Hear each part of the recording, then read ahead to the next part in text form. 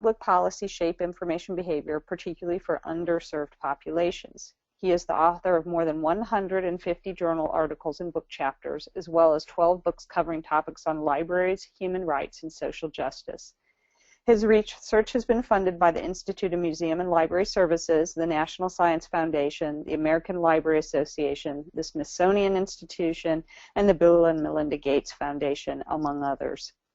Dr. Jaeger is editor of Library Quarterly and co-editor of Advances in Librarianship. And finally, he is the 2014 recipient of the ALISE Excellence in Teaching Award. We are pleased to bring Paul to you tonight to present. I'm sure you'll find him an engaging speaker, and we ask that you hold questions to the end of the session when he will be happy to address those. So, Paul, without any further ado. All right. Thank you very much, Lori. Today I'm going to be talking about, as the slide says, education in our field, rights and justice, educating future librarians to foster inclusive and socially equitable communities. Next slide, please. And as was mentioned, but I just want to reiterate, this webinar is tied to my receipt of the Library Journal ALISE Excellence in Teaching Award, and I just have to say what a tremendous honor it was to receive that award, and I really can't think of a higher honor one could receive than one's peers saying that you're a good educator. So I want to acknowledge that and just say how grateful I am. So next slide, please. When you think about libraries as the ultimate community institution, we tend to think about them in one way at a national level doing all kinds of things, and perhaps what they do more commonly than not. But in each case, a library is also serving very specific needs in its community. And that can range from the library system in Arizona, which has community health nurses attending older adults in the library branches. It can be the social work aspects of what San Francisco public libraries are doing. Or it can be more specific needs, not long-term community needs, but emergency responses, like all the amazing things libraries along the Gulf Coast did in the wake of the major hurricane seasons in 2004 and 2005, most notably Hurricane Katrina, when they were integral in community recovery, in relocating people, finding separated families, filling out FEMA forms. Or it can be filling needs that are very important and long-running, but really unique to a community. Like in Baltimore, until recently, due to lack of funding, the program went away, unfortunately, but there was a program where you could, if you lived in a food desert in the city, order groceries in your library branch. They'd be delivered the next day to the library branch, and you could get real food instead of subsisting on what you could get from the nearest Quickie Mart. Next slide, please. And thinking about what we do as a very community-focused thing helps understand what the essence of what we do really is. We are about the services we provide, not the stuff. The stuff is helpful, it's part of the services, but what makes us really unique, particularly in an age of the internet and search engines and all that, is how we help, not what we have. So if you look at it through that lens, a lot of what our institutions do, a lot of what our professionals do, is human rights and social justice work. We just don't call it that. Next slide, please. So if you think about human rights as the belief that all individuals deserve certain equal opportunities in society, certain basic needs to be met, and the implementation of human rights is tied to specific legal and policy mechanisms designed to ensure equality, or at least promote it. And then for human rights to effectively work, they depend on systems of social justice, the social and societal structures designed to foster equality based on the laws. Those are very big definitions of those terms, but each field has many, many definitions of them and often competing ones. So given that we are a very practical field, interested in making positive outcomes, looking at them practically is a useful way to go about this. And in the language of human rights and social justice, the key things that get talked about are fostering fairness, equality, respect, equity. So together, these structures form a conceptual basis, and hopefully in most countries, a practical basis of protecting a certain level of equity in society. And increasingly, a central aspect of that equality, that equity, that fairness is tied to information. And that is where we come in. Our institutions, our professionals, are central to and/or enable many key principles of human rights. And our institutions and our practices promote many social justice outcomes in communities. Specifically, think about the institution of the library and what it does. Access to information, teaching literacy, promoting community inclusion, building inclusiveness online and other ways. And those are central to many widely accepted human rights at this point. If you look at the Universal Declaration of Human Rights as the starting point, many people focus on Article 19 and information because that's where it's most explicit. But if you run down rights to education, to employment, to social inclusion, to participation in government, in many societies, it's very hard to do those without that digital inclusion, without that access to information and literacy and internet access. So as an institution that guarantees access, literacy, and inclusion for diverse groups, the library is key to the human rights infrastructure. And as an institution that advocates for laws and policies that support these principles, we are activists for human rights. We may not label ourselves as that way, but we are. And as one of the few social institutions that fosters equality based on these laws and policies, again, think about all of the teaching, all of the availability of resources, all of the help in getting social services and starting a business and learning to read. Libraries are also essential institutions of social justice. Next slide, please. And what makes the library engagement with rights and justice so unique is its rights and justice as a community function. And that's why I started with examples from different places. Ours is not a broad, overarching, idealistic human right or social justice engagement. Ours is at the individual and the community level.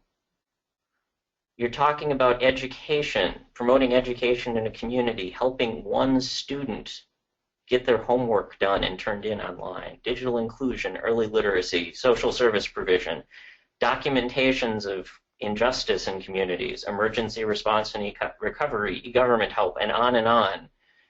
These are not abstractions. These are practical things we do every day to help individuals in the communities we serve. Next slide, please. And you can see this reflected not only in looking what institutions do, but how national surveys show what we're doing and how we're perceived. Recently, there have been a couple very useful studies from Pew related to libraries. And we see how important through those numbers they are for specific populations. Certain groups answering these surveys were much stronger about how essential the library is to their life, their livelihood, their being connected with their family. But we also see in these national surveys perceptions of libraries even by non-users, so that many people who think of the library as being useful but don't use it really have no idea what it's doing. So we're telling this amazing story, or we could be telling this amazing story, but instead what we do for the people who use the library doesn't necessarily get to the people who don't use the library as to why it's so important. And another survey that's particularly useful in thinking on these terms is the Digital Inclusion Survey, which comes out of the University of Maryland. It used to be known as the Public Libraries and the Internet Study. And that's documented now for more than 25 years how the internet has changed libraries. And the name of the survey actually changed because it moved from being about finding out how many workstations and bandwidths and all is the central part of it to the fact that this had become a primary tool for promoting literacy, access, inclusion, fairness in communities was how public libraries were finding creative ways to use technology they had to empower their communities, to build businesses, to help people get jobs, to make sure children are learning. So, you know, these aren't just broad assertions, these aren't just examples at the local level. We see national trends as well. Next slide, please. Now, there are a few challenges to be thinking about that play into how we approach thinking about our institutions as those of rights and justice. The first is, this is a quote from Margaret Thatcher, but it pretty much summarizes what is known as the neoconservative political perspective and the neoliberal economic perspective in about 8 words, 7 words, something like that. Institutions for the past 3.5 decades, roughly, in the US that serve the public have had a harder and harder time in terms of funding, in terms of policy, in terms of how they're perceived, as the political narrative has shifted towards one of the private sector does things better than anyone else. So institutions like libraries have been perhaps not successfully in terms of how the public overall feels, but certainly have been attempted to be devalued and challenged many times to do more with much less. And many of the key things that libraries do that are rights and justice functions aren't necessarily things that they set out to do or meant to do. They're things they had to do because their community needed it and no one else could do it. And that's, one, says amazing things about our field and how cool we are, but two, also indicates that's a lot of pressure and a lot of things to account for that maybe we're not being supported in doing, financially, politically, what have you. Next slide, please. There's also the problem of how the internet is perceived. Simply because it's omnipresent, or seems omnipresent to those in technological richness, doesn't mean it actually works for everything that we would like it to do. So when you search something on Google without the proper digital literacy, you may not go to the resources that really are the ones that are going to help you. And without technological literacy, you're not going to find Google or figure out how to search Google. So the internet has much information, some of it good, some of it bad, some of it neither. But how you use that information, how you get to that information, the internet will not help you with. That doesn't stop people from saying things like, why do we need libraries? Because we have Google. But the fact is, there is much on the internet, but it is not a self-teaching tool. It's also not equally available to everyone. The perception that everyone has access to the internet often drives comments about how the library is no longer relevant. But in truth, there are still large chunks of the population with limited access or insufficient access. Next slide, please. Another challenge is one that we have built for ourselves. Neutrality gets used in a number of ways, so let me just first clarify here. I'm not talking about the goal of having a collection that has multiple viewpoints represented on any issue when I talk about neutrality. That part of it seems quite sensible. The neutrality I'm speaking of here is the one that we as an institution have to avoid seeming like we have a stake in things or have a view on things. That approach to neutrality, which can be found often repeated in the field for a long time, limits how effective we can be in articulating what we do. And it also limits our ability to defend ourselves when issues are raised that challenge our value.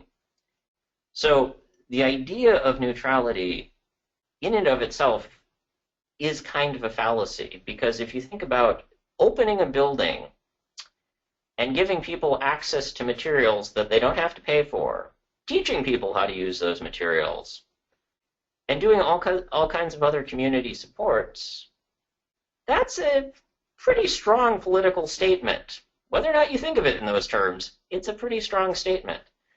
And so, as our institutions inherently are statements, trying to withdraw ourselves from saying, well, we shouldn't concern ourselves with political issues, or we shouldn't concern ourselves with how the policies are being made, does tend to limit our ability to really engage and explain what we do.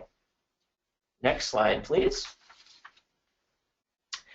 There's also the challenge of articulating what we do to people who are thinking about joining our field.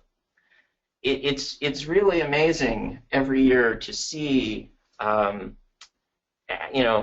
several hundred application essays for a library science degree, and find how so many of them think the field is akin to something that didn't actually exist, but if it did exist, it was like the job of the librarian in The Music Man or something along those lines. And so the fact that we have a field that people need to be very creative and dynamic and engaged and working with all kinds of different populations and trying to solve problems in their communities, whether that community is a school or a college campus or a geographic community around a public library or a dispersed community using an archive, doesn't necessarily click with the people, or at least some of the people, thinking of entering our field. And this title on this slide comes from a paper Lynn Westbrook published earlier this year in Library Quarterly that's really, really good, about the challenges of trying to get people to think about, well, librarianship really does encompass a little bit more than reading and staring at books. And the fact that we don't necessarily do that very well as a message affects the perceptions of people entering the field as well. Next slide, please. And one more challenge. The public sphere, the idea of the public sphere, has been diminished, disappearing, for a lot of there's a lot of reasons.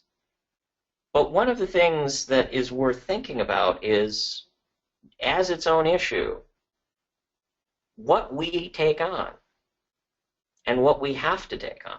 And much of this comes from the good-heartedness of the field. But this is an issue. How much can we do? How many different things can we do? And as we add each new thing to the repertoire of, oh, okay, now we help people sign up for health insurance, now we do this, now we do that, there are costs in terms of things we don't do.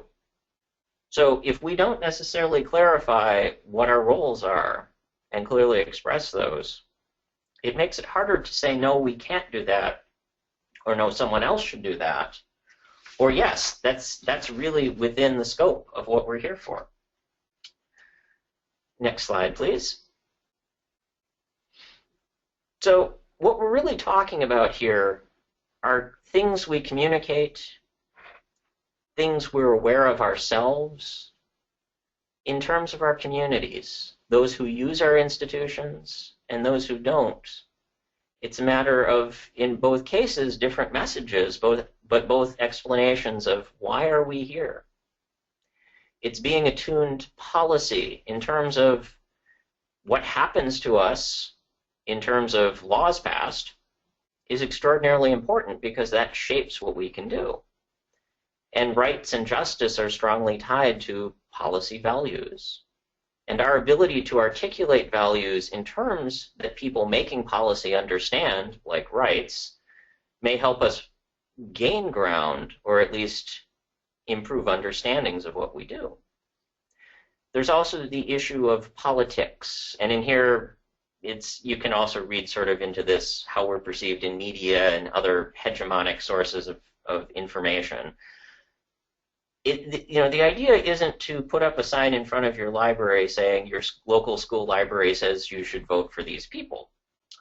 However, it's being aware of politics, being aware of the effect of politics, and being ready to message and engage when we need to explain what we do, when we need to say, hey, if you cut our budget by this, we can no longer do this to the community. I guess do that for the community. That sounds better. And it's funding. Explaining what we do in terms of why we're here, why we deserve this money. There's a big difference between saying we produce these outcomes in the community and saying we moved X many widgets.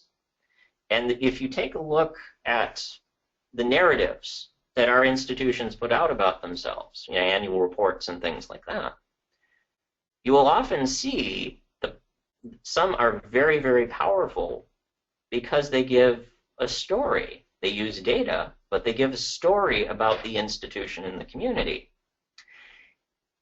The ones that are less powerful are a series of statistics that mean very little, that really don't convey without context what the role of the institution in the community is. Next, please.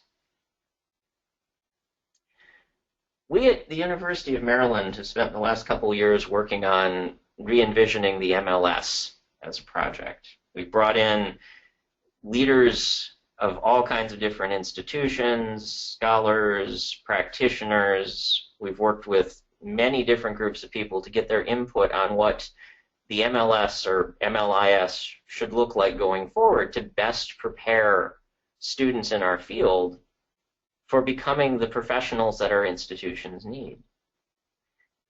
And in terms of suggesting how we reframe for preparation of students and how we reframe descriptions of what we do, there are clear messages about our students need to be prepared to think of themselves as leaders, as advocates. They need to be ready to be flexible and capable of doing many different things and being creative. And a key thread throughout all of this is we need to be able to better articulate our roles in the community and use those to help our communities more effectively. Next slide. So, simply as an example, there are many ways you could think about the sort of levels of preparation we provide under a broad umbrella of rights and justice.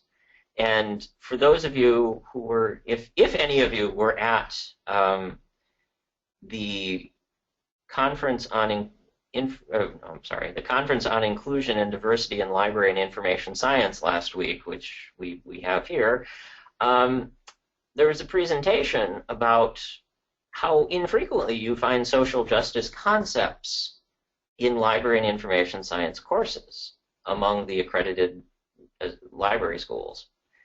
And that reflects some research that has gone back a number of different studies over the past, say, 7 or 8 years that have found, looking at different aspects of diversity, inclusion, rights, justice, you don't see often a lot of opportunities for our students to be specifically prepared in these areas, or if they are, they're not named as such. So just to use one example, A 2010 study noted about 22% of LIS grads had the option to take a course related to diversity, and only 21% felt they were prepared to work with diverse populations. This is one facet of thinking about rights and justice, but it's an extraordinarily important one. Being able and confident in working with all the different communities in your community, and being able to provide equitable service and advocate equitably for them is extraordinarily important. It's part of the mission of our institutions. Yet if this isn't clearly part of how we're preparing students, we're not being fair to them and fair to the institutions hiring them. Next slide, please. So one way of thinking about all of the stuff that I've said thus far is preparing our students to educate and to agitate, to be the people in their community who provide the sources, the access, the literacy, the training, but also to be the ones who take those community needs and explain them as part of what the institution does and work through partnerships, through creative programs to fill those needs. And the fact that information is everything now gives us infinite opportunities to fulfill those roles, but it also forces us to start thinking about how do we do that coherently and how do we articulate what we're doing. And so you know, these aren't conflicting, but they're all part of a broader picture of thinking about how do we prepare our students for leadership? Not just a managerial kind of leadership, but to actually lead, to help fix things when people come in with problems in the community, information needs that are unmet. How do we have a field of leaders? How do we prepare them to advocate effectively? Not just saying we need this, but to tell the story in ways that will be understood and something may actually happen. To reach the communities that really need the institution, but also to reach the communities that will be making decisions about the institution, or, you know, should the general public who doesn't use the institution support it, giving them reasons. And those reasons are based in no small part on teaching more about evaluation, marketing, how to explain, how to understand what the library does, and how to help others understand it. To be attuned to policies, the decisions made by local, state, federal governments and other institutions that affect what our institutions do, and how to articulate what we do to the people making those policy decisions. And to understand how we can partner, how we can build with other social service, other public good institutions. Oftentimes now people come to libraries to fill out forms online because they don't have access otherwise, that are them filling out forms for some other social service institution. There are many extraordinarily creative libraries that have come up with these partnerships, formalized them, made it easier for both institutions, maybe found new things to do that were never done before. And so these are all important parts of how could we have students ready for these rights and justice roles in crafting such a narrative for what they do and what their institutions do. Next slide, please. I know this is a terribly long block quote, but I already figured out how to say it once, and it seems silly to try to change it. So, in a great many institutions, being a librarian means being a combination information expert, educator, and social service provider. Most teachers are not experts in information and technology, and neither are most social workers. Librarians in public, academic, school, and many special libraries, on the other hand, have to balance and interweave all three of these roles into their average workday. Next slide, please. So, how do we turn this from broad ideas into actual things? You can see at a number of places in our field a dedication to courses or programs, and a willingness to use labels like rights and justice in what we do. Illinois has a number of social justice courses. University of South Florida has a long-running libraries and human rights course. University of Maryland, we have a whole suite of classes in this area. And these are example institutions, but I'm simply going to pick Maryland as the running example because that's the one I'm most familiar with. Next slide, please. We have what we call the Diversity and Inclusion Program, which is a specialized program for people who really want this to be their area of expertise. And we have students who come here, many students who come here specifically to do this. And we use the term diversity and inclusion very broadly. And so if you think about information and diversity, the idea of being underrepresented or excluded, or at least having different engagements with it, it's not just traditional areas like race and gender and orientation and ability. It's also age, language, literacy, infrastructure, education level, socioeconomic status, geography. It's a very broad range of things. And we chose those terms very carefully because they're very people-focused. And that seemed like the best entry point for helping students understand why they would want to specialize in this.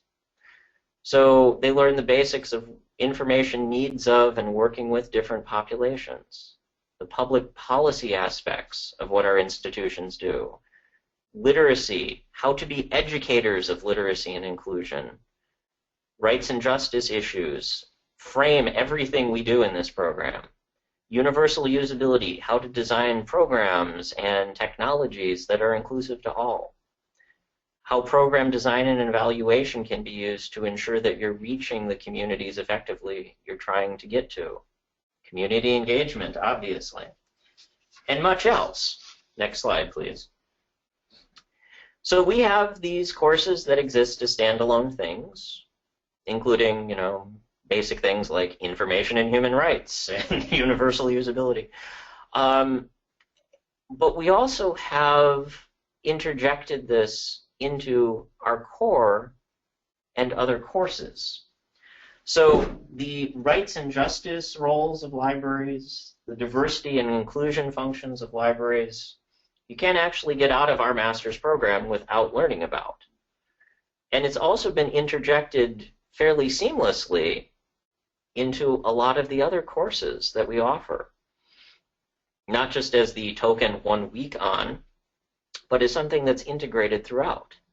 And the faculty and actually a lot of interested students have collaborated on making sure that these are part of our classes and are things that everyone get the chance to learn and be ready for. Next slide, please. Also part of what we do is beyond the classroom. We have iDiversity, which is a student group devoted to projects promoting rights and justice in information. So they do everything from literacy tutoring to helping libraries who request help in even basic organization, building little free libraries and putting them up in areas that don't have library access. A lot of things that are hands-on, trying to promote access to information. And as I mentioned, we also have the Conference on Diversity and Inclusion in Library and Information Science, which used to be called the much more awkward Symposium on Diversity and Inclusion in Library Science Education. I think the acronym just really didn't work. But this is something we've now done 3 years in a row. We do this annually. It brings together practitioners, educators, scholars, students interested in diversity and inclusion issues to share findings, talk about new projects, network. And the conference we had last week had over 200 attendees from all over US, Canada, a few other countries. So there's a strong community here of people who are looking for forums to talk about these things. And much of the discourse is about how some places are implementing these issues into their curriculum, how other places really wish they could. Next slide, please. We're also trying to provide new forums for ongoing discourse. So one of my colleagues is the editor of a new journal called Political Librarian, which is the engagement side of how we need to articulate what we do, how we need to defend what we do, how we need to build support for what we do. And that just launched this fall. And in the spring, several colleagues and I are going to be launching the International Journal of Information Diversity and Inclusion, which will be the first journal devoted to diversity in our field. So what we're trying to do across all of these things, and I by no means am saying by using us as an example that we're getting it right in every way, but what we're trying to do is make sure students are prepared to think about, prepared for their rights and justice roles as professionals in their classes.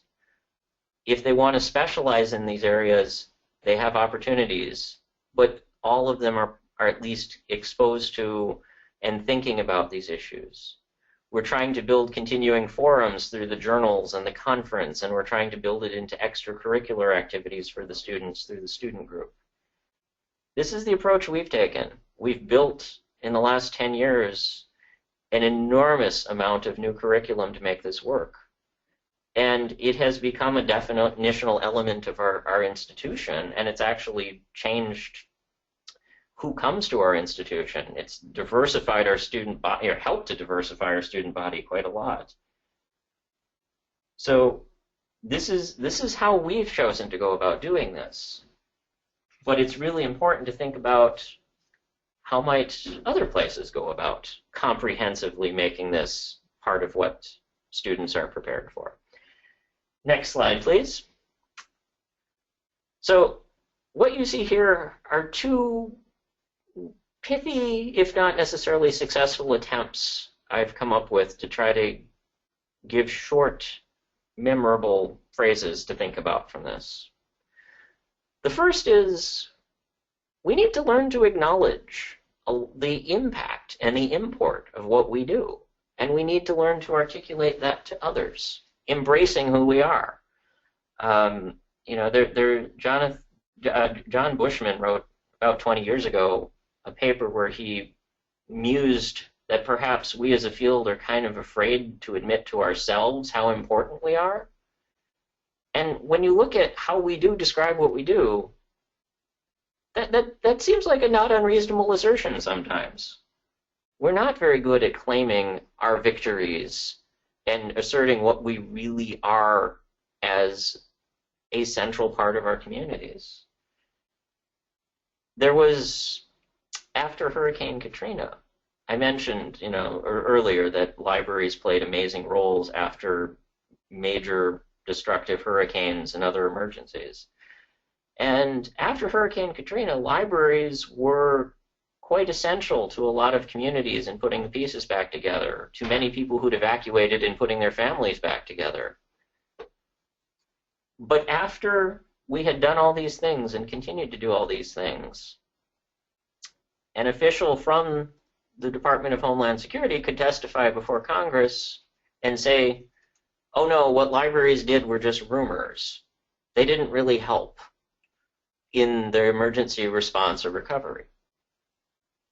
And with things like that, it shows, hey, we're really not telling our story right. And that's where you come to the other part. Our users know why we're here, and they know how much we do. And they look at us as institutions they really rely on, whether it's something like an incredibly creative program to story time for adults with dementia, whether it's a much more common thing like story time for kids who are learning to read. What we're doing is making our communities fairer, more equitable, more inclusive. We are providing for, we are protecting, we are encouraging rights and justice. And we need to be more clear about that. The next slide, please. And I will leave you with in case you want to learn more, shameless plug, which is a book that came out a couple months ago that tries to deal with not just the education issues, but the issues writ large of libraries as institutions of human rights and social justice. So we started a little late, but I think we came close to still having 15 minutes for questions, so I will stop here. Thanks, Paul. That was awesome, very engaging, very interesting view, and I'm sure it has encouraged our audience to think and hopefully take action. So now is the time for questions. We can do this two ways. You can raise a hand and I will call on you to pose your question, or for those of you online, if you prefer, you can post in the chat area and I will field those for Paul and read those to him so he can respond. So questions at this time would be welcome.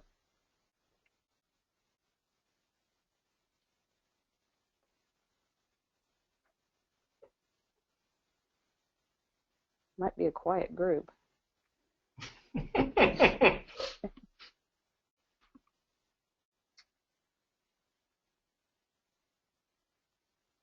Hi, this is Clara. I was trying to figure out how to unmute my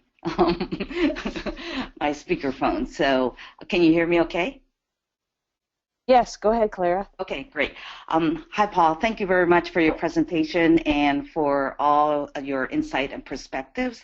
One of the things that I always find challenging is, to make sure that everybody has a voice. And so how do you encourage discussions of different perspectives and really allow people to feel comfortable to have a space where all perspectives are welcome, and and to not get into a situation where you're being pulled in directions where the discussions are not constructive? Oh, well, that is a very big challenge. One of the things that we rely on here is the fact that we've tried to make these so much a part of the experience and the environment that the place itself, not just the classrooms, but the place itself feels welcoming and inclusive. And a couple years ago, we did some studies of the community, the college community, and found that that was really a consistently held value for everyone, regardless of their identity or what kind of role they played in the college, was a very strong investment in maintaining an environment that was welcoming and not just inclusive, but encouraging of difference. And that, that comes from having the activities, the student groups, the organizations, the classes. It's certainly an ongoing thing and something we're always cognizant of.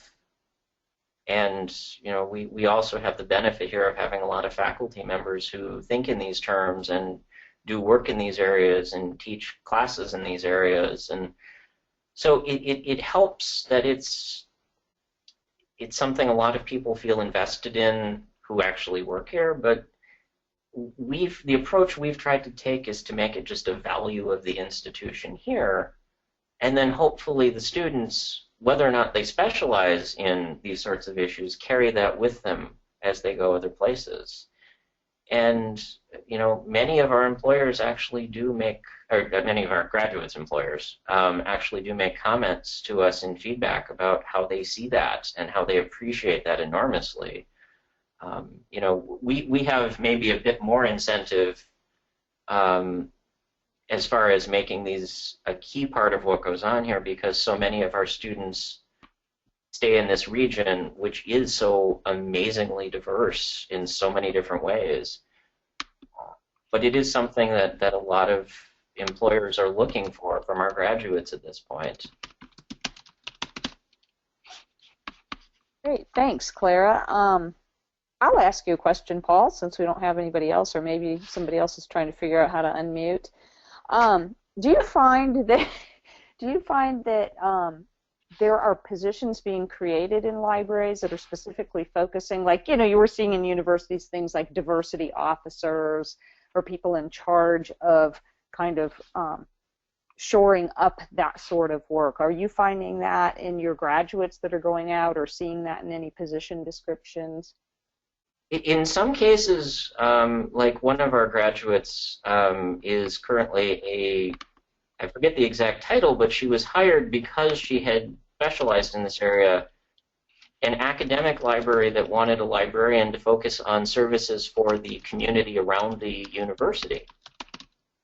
So this person's job is to actually work with the local communities geographically who are much poorer than the rest of the university, to help them use the library and to see the library as part of their community. So there are things like that, but many of our students are actually, who have these skills, it's seen as a plus factor. It's seen as the thing that distinguishes them. So, you know, we've had students, actually, several wonderful students who their first job out of our MLS program, where they've never had a library job before, is as the director of a public library system. And in those cases, it's quite literally been the fact that they were culturally competent, that they had this focus on how to understand and engage the whole community, that made them someone the hiring authority, whether it was the library or some board or someone else, would look past their age and see someone who could connect the community to the library better than the people who were older or more experienced. So it's something that, you know, just its existence, just the fact that those skills are sought after in any situation, you see it more in terms of it helping the students be what an employer is looking for than specific jobs with those words in it. It would be really neat to see more of that. And you know, DC just the public library system in DC is just starting to experiment with having social workers, and you know, there are a number of other libraries that are going those paths. But to me, the interesting question long term is, you know, is the answer actually a joint degree, you know, joint Master of Library and Information Science, Master of Social Work degrees for some people who really want to be good at that, or is there, you know, is it something else? But as our institutions evolve and become, well, they already are so central in so many ways for so many communities for promoting equity and fairness, but as this becomes more and more definitional of our institutions, you know, how does the degree itself change, or is it joint degrees? Is it something else? Yeah, that's a great point. The interdisciplinary side of it, I can see social work. That's an excellent point. Well, it doesn't look like we have any more questions, so at this point I would like to thank you, Paul, very much. I know you have a very busy schedule, and we greatly appreciate you coming in and sharing your knowledge with us. It certainly has been enlightening. I'm sure we'll have people coming in and wanting to view the archive and may have more questions for you, and I'm sure they, as good information professionals, will seek you out and find you and email you about that. So again, we really, on behalf of the board and ALISE, we really, really appreciate you taking your time and coming in and sharing with us about this. Well, thank you. It's been a wonderful opportunity, and I'm certainly happy to try to answer follow-up questions people think of later or anything else. It's wonderful to get to talk about these ideas with an interested audience. Excellent. And we hope you'll share next year's conference information via Jesse with our and through our organization with our members. I'm sure we'll have a lot of people interested in that.